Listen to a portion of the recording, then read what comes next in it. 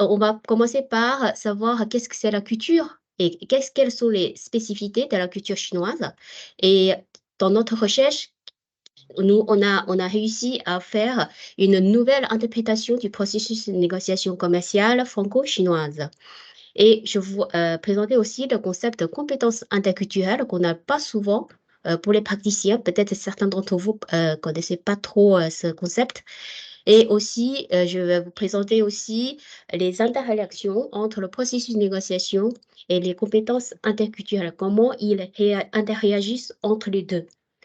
Et pour les bonus, c'est situations à éviter et astuces à retenir pour tous les praticiens dans la pratique. Alors maintenant, je me présente. Moi, je suis venue en France depuis 2001 pour faire mes études. Donc, mon parcours professionnel académique, c'est assez divers. Il y a 3 ans, j'ai décidé de faire une exécutive PhD doctorat, justement pour face problématique des différences culturelles, comment ça se passe, pourquoi ça passe comme ça, et trouver les solutions et les réponses sur ma question de managériale à Paris-Dauphine. Du coup, moi, j'ai présenté ma thèse aussi à la conférence académique Atlas cette année en juillet à Bordeaux.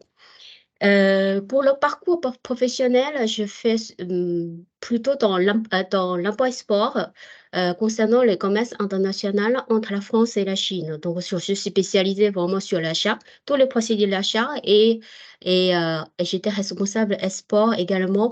Donc, j'interviens aussi dans une école de commerce qui s'appelle Léonard Vinci sur le cours de management interculturel. Alors maintenant, je laisse les paroles à mon superviseur, Monsieur François Gox, pour vous présenter. Merci Yann. Moi, je vais être très bref. Donc, je suis François Gox, je suis maître de conférence habilité à diriger les recherches à l'Université de Versailles, Paris-Saclay. Avant d'être académique, j'ai travaillé pendant des années en Australie et en Chine pour PricewaterhouseCoopers notamment, en tant que conseil pour l'internationalisation des entreprises australiennes, des PME australiennes en Chine. Et voilà, donc j'ai une longue expérience de la Chine, à la fois en tant que praticien, ancien praticien, et puis aujourd'hui en tant qu'académique. Et que dire de plus? Je suis également conseiller du commerce extérieur de la France, justement en lien avec mon expertise sur la Chine et mes efforts de formation des jeunes et des étudiants pour aborder ce pays et développer nos entreprises là-bas. Voilà. Bravo. Super, merci beaucoup. Et avant de lancer la présentation, j'aimerais bien vous poser une question, tous les participants ici, pour celles ou ceux qui déjà travaillé avec les Chinois. Je vous donne une échelle 1 jusqu'à 10 pour mesurer, vous pensez, hein, c'est-à-dire quelle est la difficulté pour travailler avec les Chinois. Le mesure, c'est de 1 jusqu'à 10. Quel chiffre vous préférez me donner? 10 étant le plus difficile ou le plus facile? Ouais, 10, c'est plus difficile. 1, c'est très facile. 5, c'est moyen. D'accord. On peut donner notre évaluation dans la conversation. Oui, oui. OK. Alors, je vais regarder. Alors, 8, 10, 7, 10, 8, 7. Alors, en moyenne, c'est 8. Alors, merci pour votre participation. Alors, en moyenne, c'est 8, c'est-à-dire que pour vous, c'est quand même très compliqué. Alors, pour tous mes parcours qu'on a eu, enfin, j'ai pu échanger beaucoup dans le travail et collaboration avec la France et la Chine. Les questions tout pratiques, tout fréquentes, je pense, pour chacun d'entre vous. Ah bah avec les Chinois, on ne comprend rien. On a négocié le contrat, on a dit, ils ont dit oui, mais pourquoi ils ont changé le lendemain? Voilà, ça c'est une question très très fréquente les managers qui me posaient des questions. Et aussi, il a dit, bah, en fait, les Chinois, je ne comprends pas, pourquoi ils prenaient leur temps, ils sont trop lents. Et pour signer un contrat, oh là là, on a mis oh là là, des mois, même des années pour réussir. Voilà, c'est le deuxième constat. Et aussi, alors, je ne comprends pas, en fait, en Chine, il y a des choses, en fait, que je n'arrive pas à comprendre. Par exemple, les différences sur En fait, j'ai rien dit spécial pendant la réunion, mais tout d'un coup, le chef, il est parti, ou il est fâché contre moi et je ne comprenais pas. Donc, vous voyez, donc tous les aspects, ça provoque les incompréhensions et les pas préjugés, c'est-à-dire que les malentendus. Voilà, c'est ça qui vous provoquait les difficultés ou accentuer les difficultés de négociation avec les Chinois. Bah, ce soir, j'aimerais bien vous apporter éclaircissement sur ces problématiques, ces différences culturelles et vous amener des outils ou les conseils nécessaires. Alors, tout d'abord, on va comprendre qu'est-ce que c'est la culture en fait. La culture, on parle souvent. Qu'est-ce que c'est finalement? Donc, c'est un concept multidimensionnel. On n'a pas ça c'est un peu, c'est-à-dire sur différents niveaux. Voilà, pour être simple. Donc, je vous montre un schéma qui est publié par un chercheur très connu à HEC Montréal en 2015. Lui, il a illustré les différentes échelles de culture, organisation, c'est entreprise. Hein. Donc, il y a civilisation, en gros, en grande ligne. Après, il y a culture nationale, c'est par pays. France, Chine, Allemagne, voilà. Et il y a culture régionale. Même en France, par exemple, vous imaginez la culture Bretagne et culture alsacien, ou en Corse, c'est pas pareil. Mais on parle même pas la Chine. La Chine, c'est tellement immense. Il y a nord-sud, mais le sud, c'est pas pareil. Nord, c'est Pékin et voilà, aussi, hein, c'est pas pareil du tout. Vous voyez, donc voilà. Et aussi, il y a culture locale, il y a les cultures secteurs, il y a culture d'entreprise, il y a même hommes, femmes, c'est pas pareil. Et voilà, tout ça, les professions. Moi, je suis praticien dans le commerce international, vous êtes ingénieur, donc c'est pas pareil. On n'a pas la même culture de métier. Il y a position, hiérarchie. Voilà, tout ça, je trouve ce schéma, c'est vraiment bien expliqué les différentes dimensions de ce concept culture. Alors, il y a une théorie, je pense qu'il ne faut pas l'oublier, c'est théorie Hofstede. Tout le monde parle. Peut-être pour les chercheurs, on comprend tout ça, on comprend tout le monde, ce concept, mais pour les praticiens, peut-être on n'a entendu parler, mais peut-être pas réellement. C'est pour ça que je voudrais souligner cet aspect qui est c'est en grande pour recherche de la culture. Alors, ce qui le fait, hein? C'est vrai que c'est une grande référence en interculturel. Il y a beaucoup de chercheurs qui ont travaillé là-dessus, mais Hofstede, c'est la référence. Ouais. Oui, la référence, en fait, j'ai une recherche pionnière. Alors, pour faire simple présentation, qu'est-ce qu'il fait concrètement? En fait, Hofstede, c'est un psychologue et anthropologue néerlandais qui a amené une recherche dans les années 60. Qu'est-ce qu'il fait? En fait, il a amené une recherche auprès une société qui s'appelle IBM, qui est implantée internationalement dans 64 pays. Donc, il choisit les filiales qui sont implantées 64 pays pour chercher quelles sont les différences culturelles entre pays et quelles sont les différences culturelles d'entreprises qui est basée en différents pays, je parle. Hein. C'est IBM qui est basé dans les 64 pays différents. Donc, il a fait quoi? Tout simplement, il a envoyé des questionnaires, des questions, voilà, c'est pour mesurer différentes dimensions culturelles, il donne échelle 1 jusqu'à 100. Par exemple, est-ce que vous avez peur de votre manager? Un exemple, si vous avez très peur, vous mettez 100. Si vous n'avez pas peur, 1. Voilà, c'est juste un exemple. Et au bout de 7 ans, 5 ans, donc il a analysé, il existe 6 dimensions culturelles. Donc là, on va voir distance hiérarchique, individualiste. Voilà, je vous montre un chemin graphique très que vous allez comprendre tout de suite. Alors, j'ai choisi 4 pays. Oh, je peux rester Chine, France, mais je pense que c'est plus illustré par rapport à la France. On voit la différence France-Allemagne, malgré 2 pays européens très très proches, mais on a les aspects complètement différents. Et les États-Unis qui sont opposés en Chine, par rapport à la Chine. Donc, alors, première dimension, c'est power distance, c'est sens de hiérarchie. C'est-à-dire, est-ce que c'est un pays hiérarchisé ou pas? Donc, vous voyez, la Chine, c'est avec le score de 80, par rapport à 100, c'est vraiment haut. Hein, donc, ça commence 1 jusqu'à 100. Et la Chine, c'est 80. Vous voyez, la France, c'est 68. C'est pas mal déjà. Donc, la France et la Chine, ces 2 pays, parmi 4 pays, sont plus hiérarchisés. On respecte les hiérarchies, chef c'est chef, directeur c'est directeur, voilà. On ne mélange pas trop. Et pourtant, l'Allemagne et les États-Unis, c'est très proche, 40 et 35. Donc, deuxième dimension, c'est individualiste, c'est-à-dire que est-ce qu'on vit vraiment l'esprit communautaire ou pas. Donc, vous voyez, le chiffre plus haut score, c'est 91, c'est les États-Unis, ils sont très individualistes, et le plus bas, c'est la Chine. Donc, en fait, c'est pour vraiment vous imprégner les vraiment différences de comparaison par rapport au pays. Hein.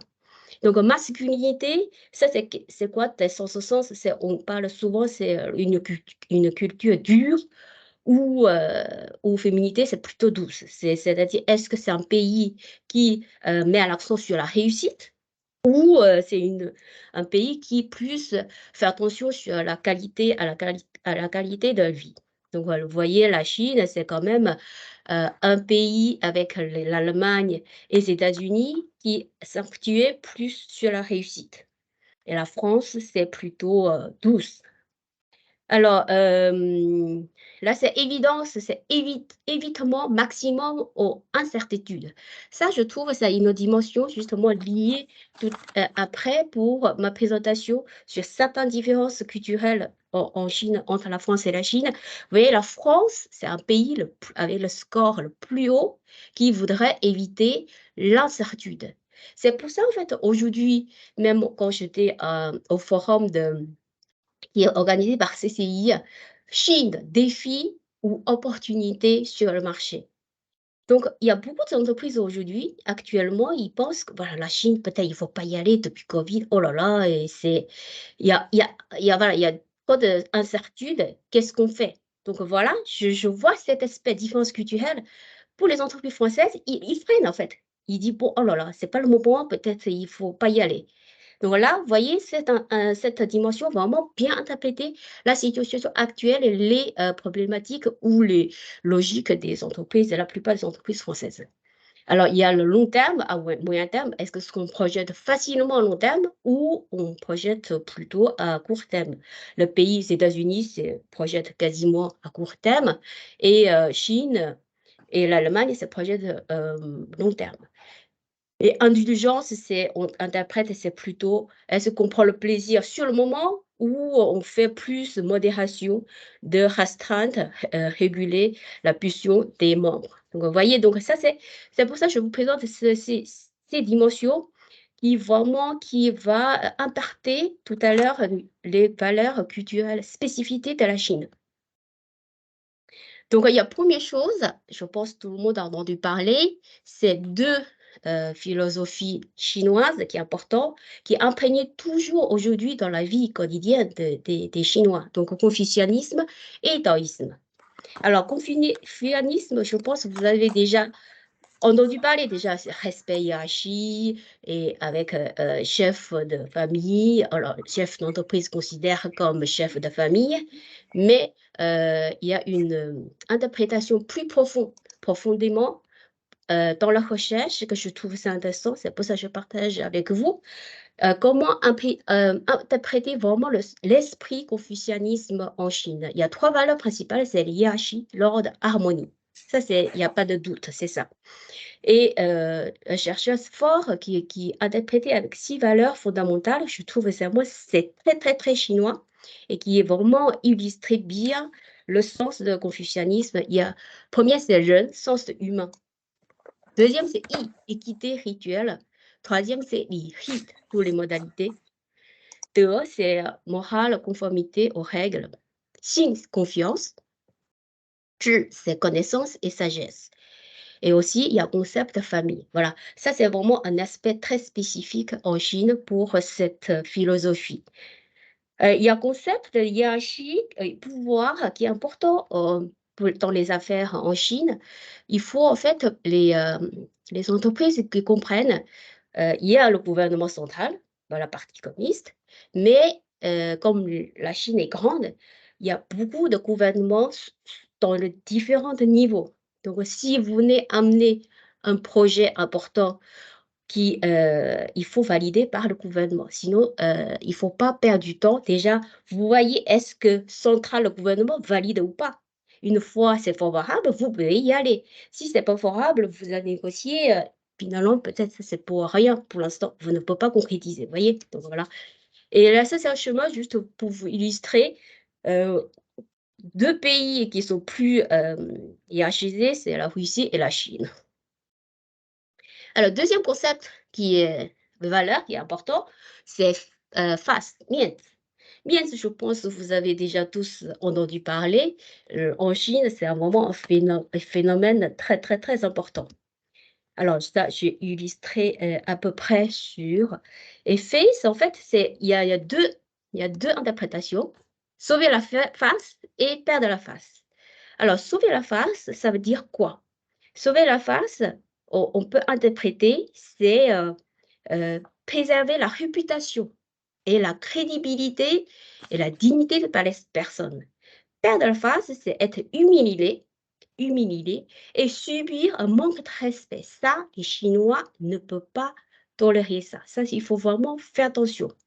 Et par rapport aux personnes âgées, il faut avoir respect, voilà, préserver la face pour eux.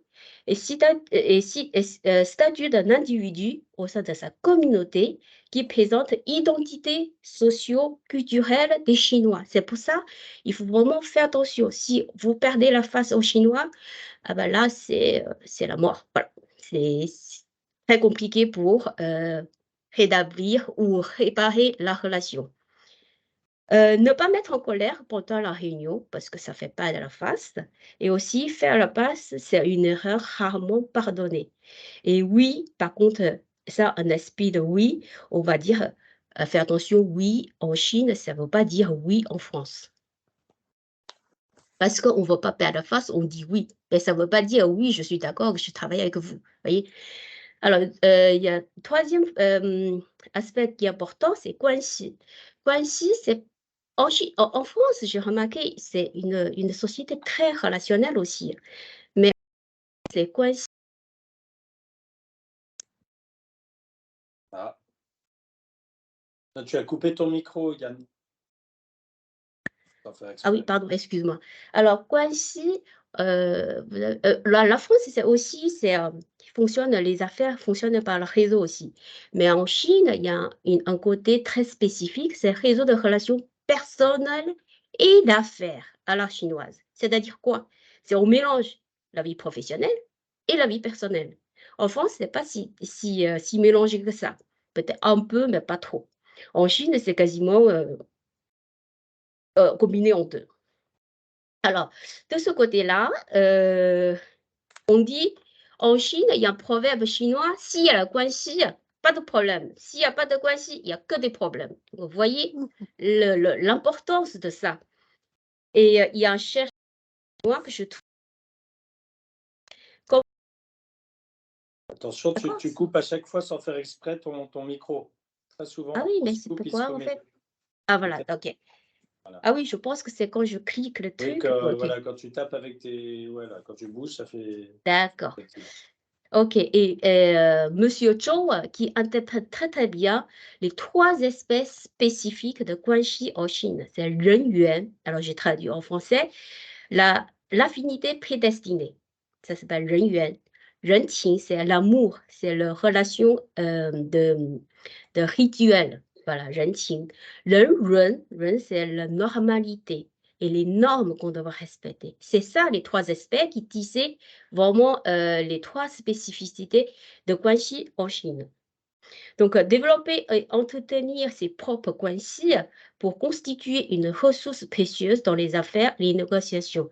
Donc, fais attention, fais les affaires d'abord, fais les amis d'abord, tisser les guanxi d'abord et après, on fait les affaires après. Il ne faut pas parler des affaires tout de suite. Si vous n'avez pas guanxi, si vous avez confiance, donc c'est important. Donc, le bon guanxi, les bonnes guanxi se forgent dans le temps et jamais dans l'urgence. Ça, c'est vraiment une leçon à retenir. Il ne faut pas se précipiter.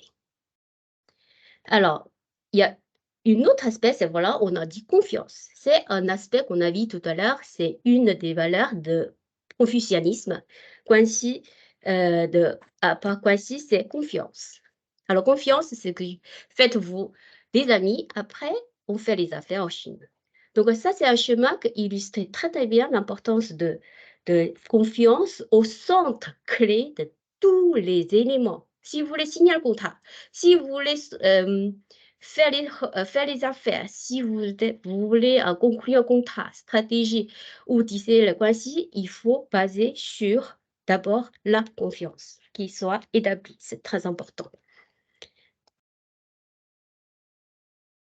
Alors, il y a une notion qui est importante aussi comprendre, c'est pour ça on dit, je soulignais tout à l'heure avec la chinois, on n'avance pas, je ne comprends pas pourquoi ça, on dit aujourd'hui c'est ça, demain ça change, voilà. Parce que pour les Chinois, la notion de temps c'est flexible et cyclique.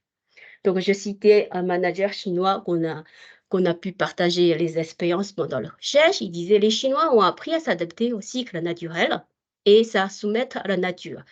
D'après la pensée taoïsme et croyances bouddhistes, selon lesquelles rien n'est permanent, sauf le changement, il sera vain de croire qu'on peut contrôler le temps. Il dépend le nombre et fait les plans, il dépend du ciel et les accomplir. Vous voyez, c'est un peu l'aspect de philosophe en Chine pour le temps et aussi c'est le temps optimal. Ça veut dire quoi? C'est-à-dire quand on voulait conclure quelque chose, les affaires pour les Chinois, il faut un bon moment, bon temps avec une bonne personne. C'est ça, 天时地利人和. Et comme un spécialiste français qui disait, l'Européen convaincu l'efficacité vient de l'action. Donc, mais ignorer l'influence de l'attente et du temps. Au contraire, les Chinois sont plus sensibles à la transformation et prêts à attendre les circonstances lui deviennent favorables, c'est-à-dire à bon temps, bonne personne et bon moment. Voilà, c'est ça l'interprétation. Et il y a un manager français aussi, une cité. Nous avons, les Français ont tendance à discuter des choses de manière linéaire, séquentielle, étape par étape. Mais pour les Chinois, ils ont une approche plus polychronique et holistique. Ils ne perdent jamais de vue l'ensemble. On voit les choses, l'ensemble, négociation et tout ce qui grave autour. Et gravite autour, pardon. Ils ont eu l'esprit de tous les sujets en même temps, ainsi que leur interaction, et ils évoluent tous les points simultanément. Voilà, c'est vraiment pour vous illustrer plus dans ce concept de temps. Alors, repas d'affaires, je pense là, je n'ai pas besoin de souligner l'importance.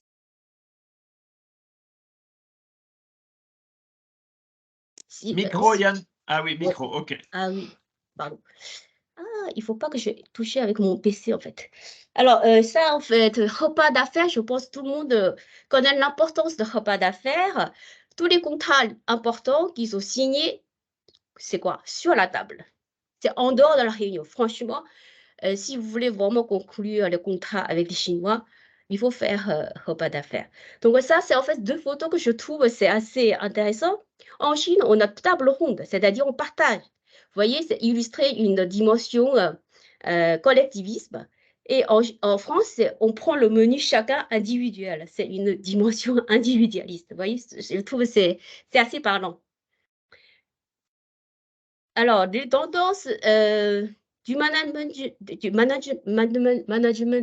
en France et la Chine, ça c'est un chemin qui est assez intéressant à voir pour les managers, pour nos praticiens. Spécificité culturelle, logique l'honneur, c'est une recherche qui est amenée par un chercheur très connu en français, c'est Philippe Diriban, qui en fait, il a amené une recherche auprès d'une usine de fabrication qui est implantée aux États-Unis, en France et aux Pays-Bas.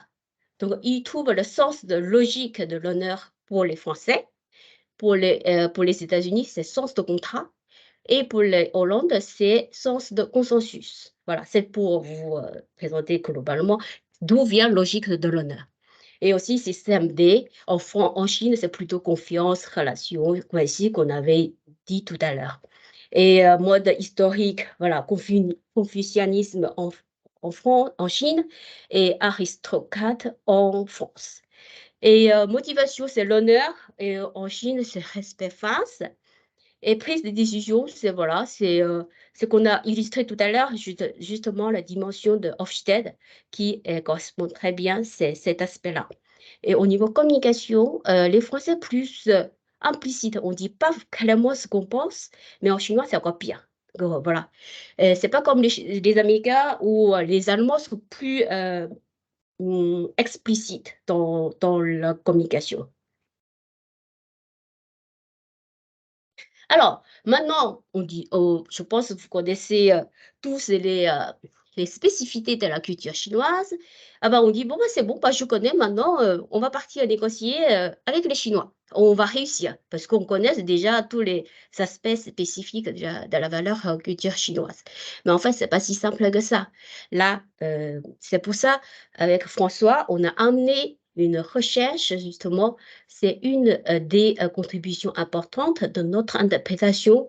Qu'est-ce que c'est le processus réellement commercial, de négociation commerciale franco-chinoise?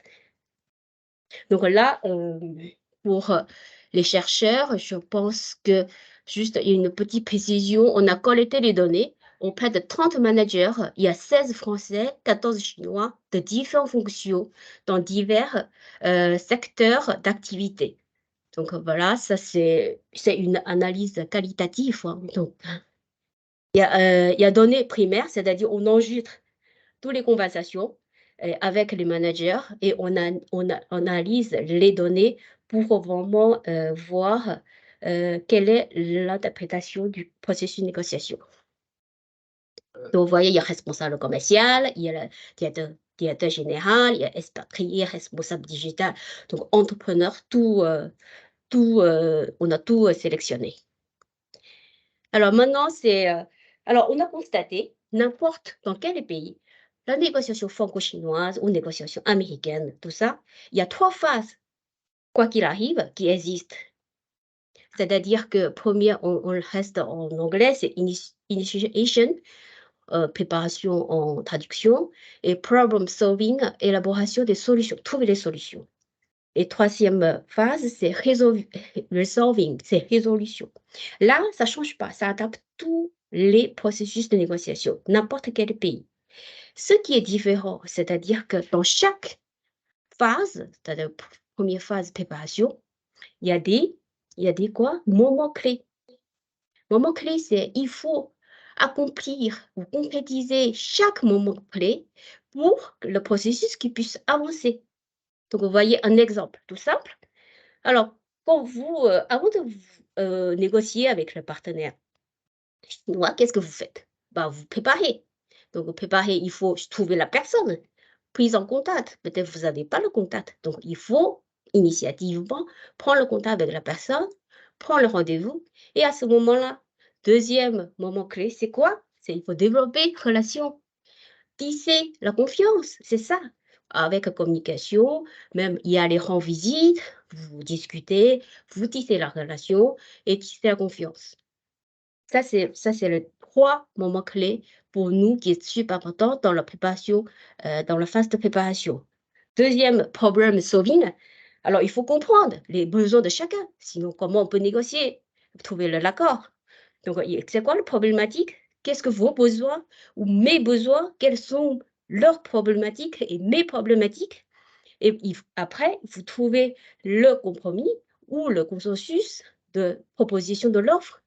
Et après, il y a des thèmes de négociation, ça tout le monde connaisse.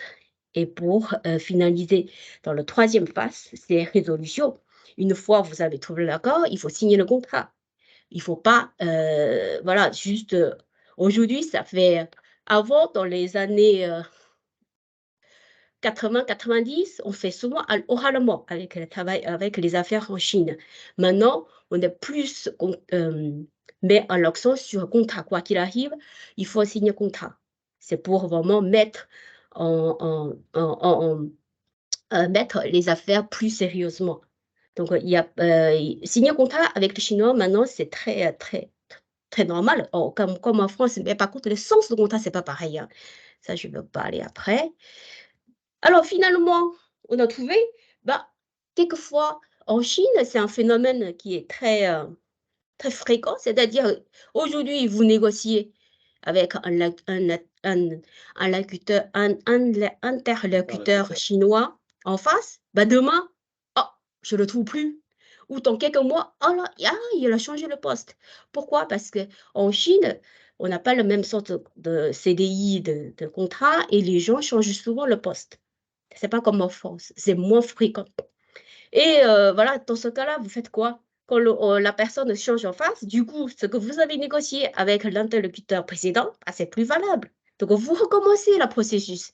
Donc, vous voyez, donc peut-être vous êtes déjà à la phase 3, résolution, signer le contrat. Là, pof, vous avez réparé encore. Il faut refaire la phase 1 pour préparation, et prise de contact, tisser la relation, et après, vous passez encore les négociations proprement dire. Donc, voilà, tout ça, c'est pour vous dire que, pour vous dire que le processus, on a interprété, c'est la circularité du processus, c'est-à-dire la négociation avec les Chinois, ça s'arrête jamais. Donc, voilà, et après, la différence peut-être en France, la négociation, voilà, 7 moments clés, peut-être prend beaucoup plus de temps ou moins de temps. Ça dépend le contexte de négociation, et ça dépend les problématiques de l'entreprise aussi. Alors, OK, par contre, alors maintenant, oui, tout le monde connaît le processus de négociation commerciale franco-chinoise. Ah bah c'est bon, ah bah ça y est, j'ai compris. Alors maintenant, allez, on y va, on va négocier bien avec les Chinois. Ben non, pas encore. Pourquoi? Dans les pratiques, on a remarqué il y a certaines personnes qui réussissent mieux que les autres.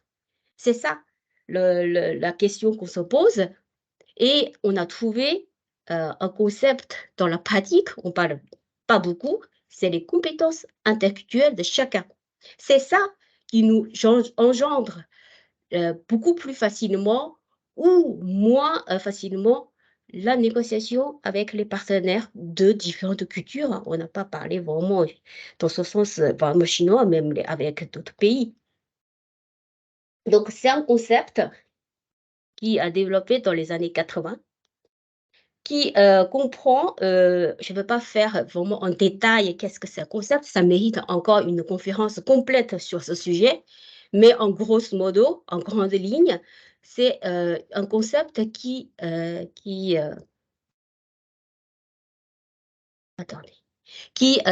6 dimensions. Donc, alors, dimension métacognitive, c'est toutes les valeurs culturelles qu'on devrait connaître. Dimension cognitive, c'est les connaissances, les expériences professionnelles personnelles de chacun. C'est notre connaissance globale. Et dimension affective, c'est émotionnel, comment on se comporte, quel est notre trait de personnalité de chacun. Et aussi les dimensions identitaires. Qui je suis? Quelles sont les identités culturelles? Quelles sont les identités de moi-même, de chacun? Et dimension motivationnelle, c'est est-ce que j'ai la volonté de réussir? Est-ce que je suis motivée ou pas? Voilà, est-ce que je fais confiance en moi-même ou pas? Tout cet aspect. Et dimension comportementale, comment je vais réagir et s'adapter pour interagir avec les partenaires de cultures différentes. Ça, c'est un sens large.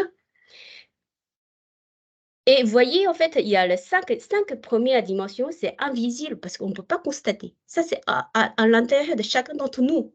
Et il y a une autre dimension qu'on peut apercevoir, c'est comportements. Donc, pendant les négociations, vous voyez les comportements verbaux ou non verbaux, comment on bouge et comment les émotions, voilà, c'est ça, on peut constater. Mais par contre, toutes les dimensions, les 5 dimensions, ça, c'est invisible.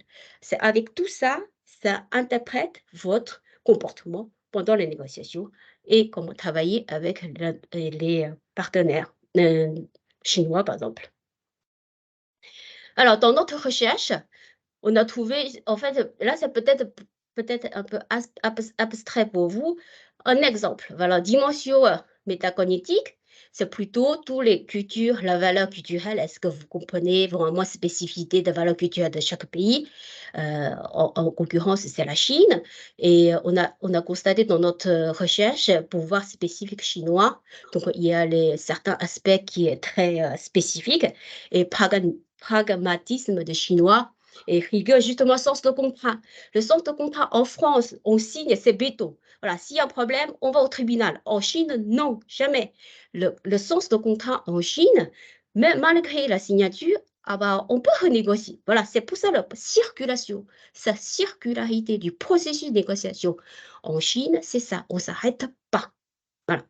Et par exemple, dimension cognitive, il y a 3 dimensions. Il y a culture régionale, sectorielle et culture d'entreprise.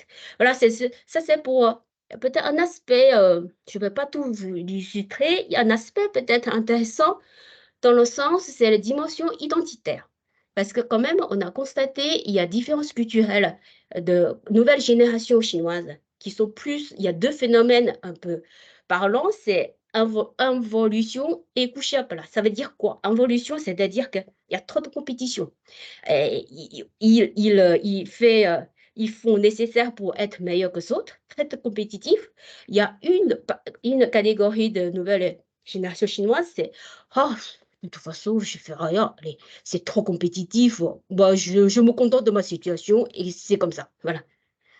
Alors, justement, et la dimension comportementale, on dit, voilà, il y a capacité d'anticiper ou pas. Alors, je pense qu'on n'a pas le temps d'illustrer tout ça. C'est bon pour le temps, ou Arnaud? Oui, non, mais c'est juste expliquer involution et pas coucher à plat, mais là, je le vois là. Ah oui, d'accord. Parce que c'est un drôle de concept, coucher à plat. Sinon, c'est coucher debout, c'est compliqué. Donc, coucher à plat, qu'est-ce que c'est? Ah, tant pis, c'est-à-dire, je m'allonge comme ça et je fais rien. En fait, c'est ça l'esprit, en fait. D'accord, ok.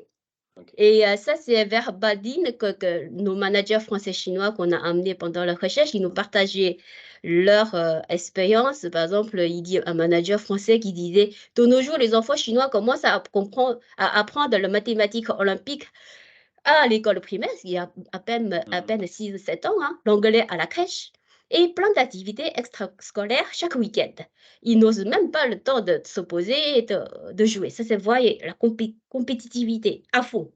Et il y a une certaine génération, il dit, oh là là, je connais rien. Je connais bien leurs parents qui ont travaillé très très dur pour réussir. En revanche, leurs enfants, les nouvelles générations, ne travaillent plus comme eux.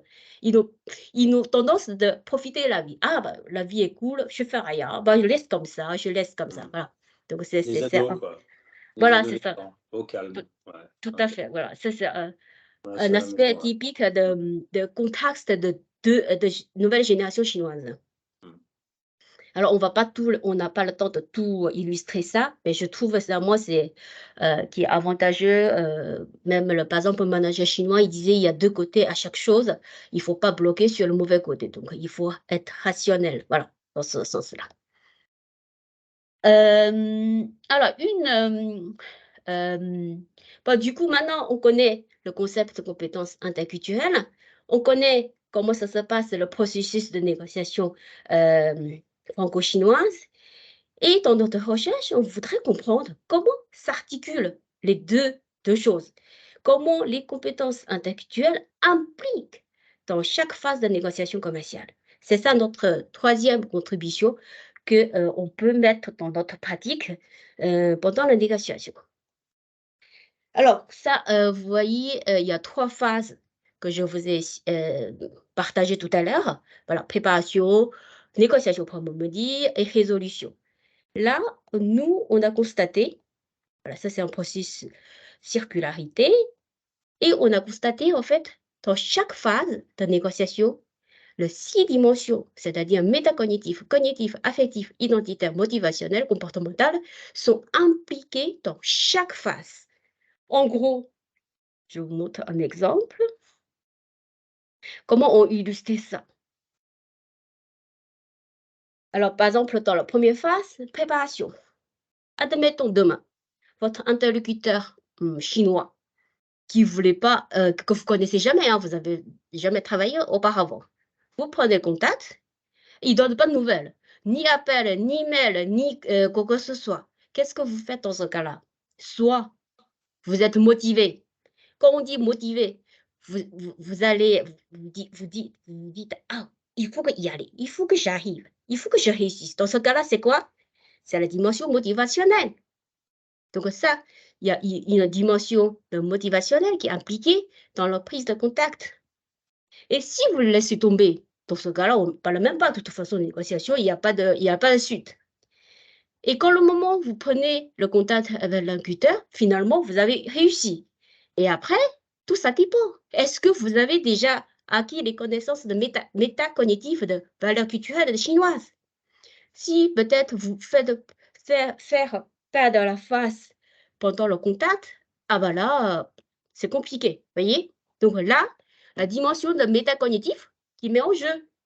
Ça, c'est votre compétence vous-même qui va impliquer. Si vous connaissez bien la Chine, il n'y a aucun problème, je pense, vous faites très attention. Si vous ne connaissez pas la Chine, ah ben là, c'est un peu compliqué. Et cognitif aussi. Si vous avez déjà vécu en Chine, ou vous avez déjà travaillé avec les Chinois, c'est beaucoup plus facile pour vous faire les démarches. Et aussi, la tisser la confiance. Tisser confiance, ça, c'est un peu tous les démarches personnelles. Il faut que vous disiez qui vous êtes. Voilà, il y a la dimension identitaire en jeu. Et il y a l'affectif. Est-ce que vous êtes respectueux? Est-ce que vraiment vous aimez travailler avec les Chinois? Est-ce que vous êtes empathique? Il y a des choses, différences culturelles, peut-être vous n'êtes pas tous d'accord avec ça. Et voyez, donc, comment vous comportez. Donc là, c'est juste vous donner, expliquer finalement dans toutes les phases, 3 phases de préparation, c'est un exemple concret, les 6 dimensions des compétences interculturelles individuelles sont impliquées dans chaque élément clé.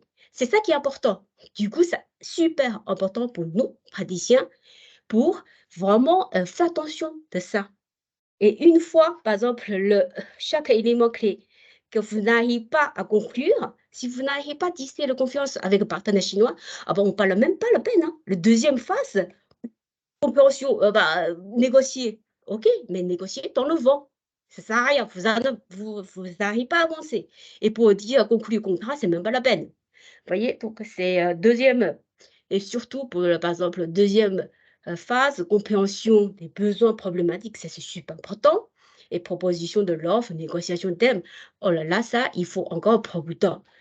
Donc, c'est pour ça, je vous dis, les 6 dimensions des compétences interculturelles, c'est impliqué dans chaque phase et dans chaque élément clé qui est impliqué dans le processus de négociation commerciale. Un exemple, je trouve, mon partenaire, M. Yves Corsaire, logiquement, il devra là aujourd'hui. Ce qu'il a fait, c'est un Français qui, comme avant, il ne connaissait pas la Chine. Mais ce qu'il fait pendant 20 ans, c'est pour comprendre le fonctionnement des Chinois, il se déplace une fois par mois en Chine pour vivre là-bas, pour voir. Si vous n'aimez pas comme ça, c'est compliqué. C'est compliqué, vraiment conclure. Même en fait, non seulement la Chine, hein, si un pays, par exemple, vous devez découvrir, il faut vraiment vivre sur place pour voir comment ça fonctionne. Alors, ça, c'est le point que je voudrais partager avec vous. Alors, je vois le temps passe. Alors, on va il reste peu de slides, j'ai l'impression. Oui, il y a encore 2 slides. Et ça, c'est vraiment le manuel pratique pour les praticiens. Qu'est-ce qu'on devrait faire? Faites attention, situation à éviter, en grande ligne. Hein. Alors, grande ligne, c'est, alors, premièrement, ne jamais critiquer la politique chinoise, ni évoquer le droit de l'homme. Parce que là, on est bien d'accord, on est là pour faire les affaires. On n'est pas là pour juger la politique. D'accord? C'est pour ça. Alors là, de toute façon, les Chinois n'ont pas apprécié qu'on critique leur politique chinoise. Et deuxièmement, ne jamais donner l'impression de faire perdre la face aux Chinois. Ça, on a déjà expliqué tout à l'heure. Ne jamais se précipiter pour aller trop vite, pour conclure une affaire. Il faut tisser la confiance, il faut conclure, enfin, il faut approfondir les relations, et c'est pour ça qu'il faut avoir du temps. Il ne faut pas se précipiter, il dit, ah, on va négocier. Non, ça ne marche pas comme ça. Alors, astuce à retenir, première chose, c'est offrir la face, c'est préserver la face aux autres et maintenir l'harmonie. Deuxième, faire attention au code couleur et aux chiffres. Par exemple, les Chinois n'aiment pas les 4. Il n'y a pas l'ascenseur qui est étage 4, 14, parce que ça signifie la mort. Donc voilà, code couleur. Et c'est pour ça, est-ce que vous avez remarqué aujourd'hui, je fais exprès avec 2 couleurs qui sont préférées par les Chinois, c'est rouge et doré. C'est pour ça que j'arrive à mettre un peu couleur de dynamique comme ça. Ouais, les Nantais, ils ont du mal en Chine. Oui, oui, tout à fait. Alors, troisièmement, créer des liens de relations à l'occasion. Et après, il y a des managers qui me demandaient, alors les Chinois que je ne connais pas, et comment on va tisser la relation, comment on va faire avancer les relations. Je dis, bah, profite les fêtes traditionnelles chinoises, le Nouvel An chinois, c'est une très bonne occasion. Vous envoyez un petit cadeau et vous envoyez un petit message de chaleureux. Ça, c'est vraiment, ça touche les Chinois. Et anniversaire de votre partenaire chinois, donc toutes les occasions, vous pouvez faire. Alors, quatrièmement, c'est prendre du temps pour gagner la confiance des Chinois. Il ne faut jamais être trop pressé. Et développer, entretenir vos关系, qui est super important. C'est comme tout à l'heure, le graphique, c'est le clé centre du centre, voilà. Clé du centre de tous les éléments autour. Hein. Et avoir l'esprit pragmatique et dialectique.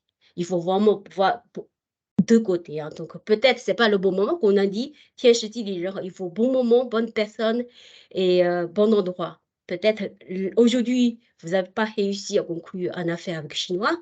Peut-être ce n'est pas le bon moment. Donc, peut-être ce n'est pas la bonne personne. Il faut continuer. Il faut continuer à aller. Si vous croyez votre projet, vous avez un bon projet, il faut continuer à développer. Et respectez vos promesses, ça c'est super important. Si vous avez promis votre partenaire chinois, vous l'envoyez le mail demain, il faut faire demain. Il ne faut pas trop tarder. Et aussi, par rapport à nous, notre recherche, les contributions, je trouve c'est important de faire un checklist avant, pour bien appréhender et de maîtriser chaque élément clé dans chaque phase de nos négociations. Vous voyez, aujourd'hui, peut-être quelque chose qui bloque. Pourquoi? Parce que peut-être je n'ai pas gagné la confiance des partenaires chinois ou peut-être je n'ai pas pris le bon contact, vous voyez? Donc peut-être dans la phase, dans la négociation, peut-être je n'ai pas trouvé les vraies problématiques de centre, de clé de la question. C'est pour ça qu'on parle dans le vide. Voilà, ça je pense c'est important, justement par rapport à notre contribution de recherche, c'est pour le processus de 3 phases de processus de négociation avec 7 éléments clés. Vous faites un checklist, voilà, est-ce que ça c'est conquis, ça c'est acquis, ça c'est pas fait. Dans ce cas-là, vous mettez du temps pour accomplir chaque élément clé dans 3 phases de négociation. Et dernièrement, voilà, je fais un petit checklist, améliorer, essayer d'améliorer et, désolé, il n'y a pas de améliorer et développer vos compétences interculturelles favorables. Essayez d'aller prendre visite dans le pays que vous voulez, par exemple la Chine, essayez de contacter, vivre là-bas pour vraiment sentir comment ils le vivent réellement. Et profitez un maximum vos expériences, vos déplacements d'affaires, voilà, pour voir comment ça se passe réellement et manger, enfin, faire le repas d'affaires avec les Chinois. C'est à ce moment-là, c'est vraiment l'occasion pour approfondir les relations de confiance. Et c'est pour ça que les Chinois aiment bien, en fait, en dehors de la réunion professionnelle, pour connaître bien les gens, en fait, en face. Et voilà, ça, c'est tous les conseils que j'aimerais partager avec vous.